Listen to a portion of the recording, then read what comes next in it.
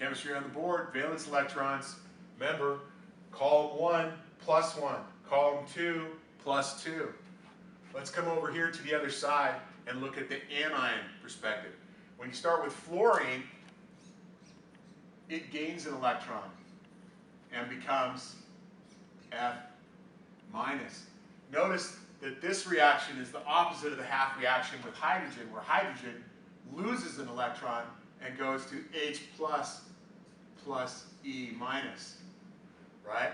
So there's more coming along these lines to figure out how to make compounds, but this is the process that makes cations, meow, and anions. So fluorine makes an anion because it gains an electron. It actually takes the electron from something else. Chlorine, bromine, iodine, acetone, all take one electron. So they all form -1 cations. Fluorine, chlorine, bromine,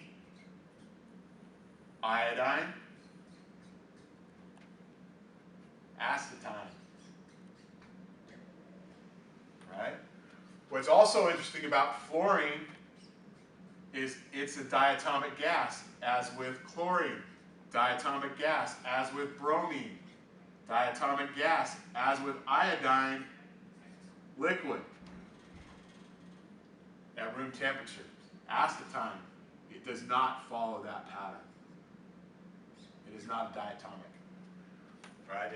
Diatomic means there's two elements in it when it naturally occurs. There's two fluorine atoms that naturally occur, two chlorine atoms. Whenever you find chlorine in the wild, so to speak, it's a gas and it's diatomic. There are two of them. Oxygen, also diatomic. Sulfur, not diatomic. Okay? So if we look at the next row over, column 6, it has 6 valence electrons, which means it wants 2 more for a full octet. So oxygen plus 2E minus yields O2 minus. And all the elements in column 6 follow that pattern. So you have O2 minus, sulfur 2 minus, selenium 2 minus, tellurium 2 minus, and polonium 2 minus.